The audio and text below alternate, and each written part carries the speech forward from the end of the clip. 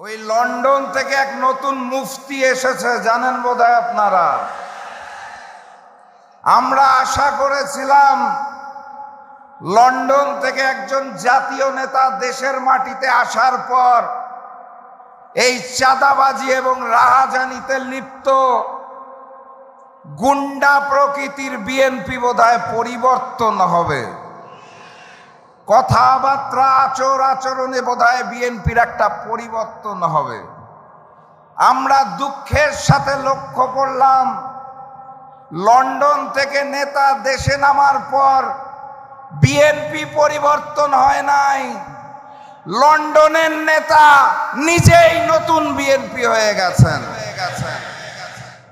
সংগ্রামী সাথী এবং বন্ধুগণ, বিএনপি নামক দলটি যদি রাষ্ট্রীয় ক্ষমতায় আসে তাহলে যিনি প্রধানমন্ত্রী হবেন, জাতীয় নেতা, তার দলের নেতারা তাকে বলে জাতীয় ইমাম, তিনি মঞ্চে দাঁড়িয়ে বলেন গুপ্ত গুপ্ত। হ্যাঁ, ওনার মতো একজন জাতীয় নেতার মুখে আমরা এই ধরনের তৃতীয় শ্রেণীর রাজপথের বিএনপি কর্মীদের ভাষা আশা করি নাই। উনি যখন বাংলার মাটিতে রাজনীতি করব না এই মুচলেকা দিয়ে লন্ডনে পালিয়ে গিয়েছিলেন, আমরা ওনাকে গুপ্ত বলি নাই।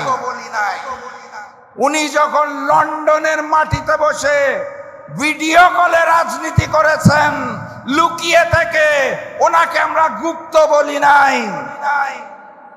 উনি যখন দেশনেত্রী বেগম খালেদা জিয়াকে বালুর ট্রাক দিয়ে আটকে রাখা হয়েছিল, তাও দেশে না এসে বিদেশ থেকে আহ্বান জানিয়েছিলেন, ওনাকে আমরা গুপ্ত বলি নাই।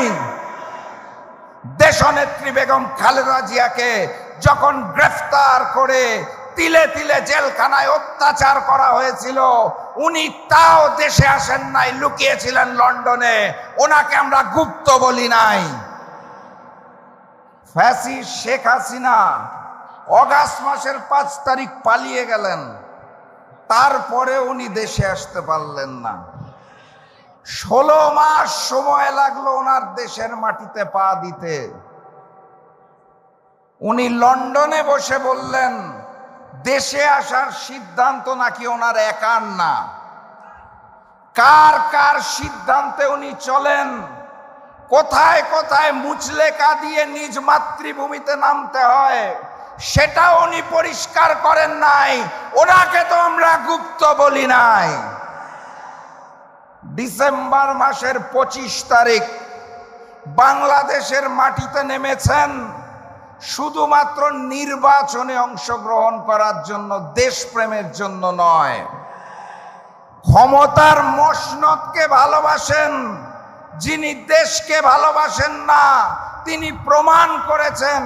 শেখ হাসিনা পালিয়ে যাওয়ার পর এই নিরাপদ বাংলাদেশে আসতে ওনার 16 মাসের বেশি সময় লাগে, তাও ওনাকে আমরা গুপ্ত বলি নাই।